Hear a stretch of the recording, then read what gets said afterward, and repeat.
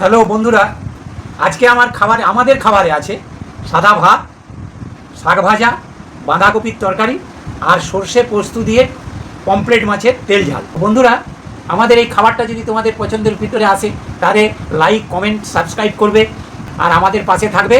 তাহলে আমরা খাওয়াটা শুরু করছি।